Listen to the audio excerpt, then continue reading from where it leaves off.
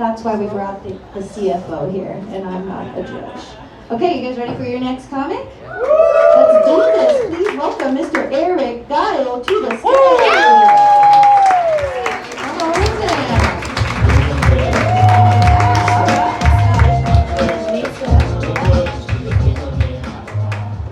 What's up, guys? I remember the day that I decided to pursue comedy. I literally just grabbed a notebook off the counter and I just started writing jokes. The problem with that was that notebook was my recipe book, and I need to change those things because last night my lasagna bombed. I'm a plant daddy. If you don't know what that is, it's a term for a guy who doesn't get invited to parties. Oh, before we go any further, I want to apologize if I'm not 100% today. I recently had an incident in my life. It caused me to order some pepper spray. And it came in the mail today, and I was just testing it out. And I'll tell you what, masturbating with lotion is way better. Knock, knock. Who's there? Oh my God, you guys can do way better than that, all right? We're gonna do it again, but this time you're gonna like rip the roof off this motherfucker, all right? You're like, who's there, all right? Real aggressive. Are you ready? Ready?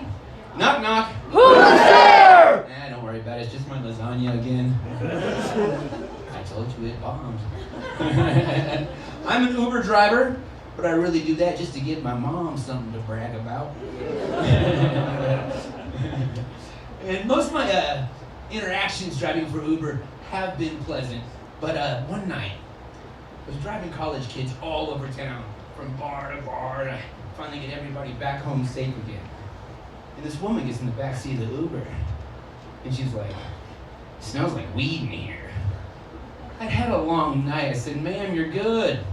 Most people can't smell the weed over the sex in the urine." Needless to say, the rest of the ride to her opening shift at Wendy's was completely silent. She got out of the car. I said, "Have a nice day." She slammed the door and she walked off. 5 stars and a $3 tip. I did not know that that was the equation. You meet all kinds of different walks of life when you drive a rideshare service. Like, for instance, did you guys know this? There's a whole group of beautiful, successful, independent power women, and they prefer to hook up with blue-collar guys. Yeah. So fellas, fucking stay broke. BBS, bitches be slumming. Broke power, am I right, guys? Hey, girl. And ladies, you know what they say.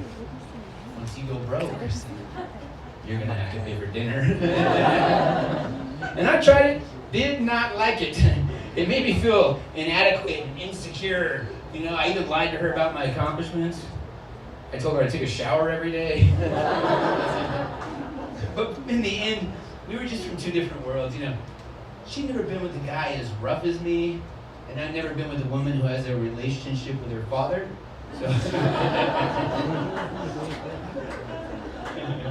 and I can tell you guys, Uber is not a dating app. But women treat that shit like Bumble. I can tell you from experience, there is no more deadly predator than a 45-year-old divorced woman who's 3 margaritas deep, and she's in the backseat of my car.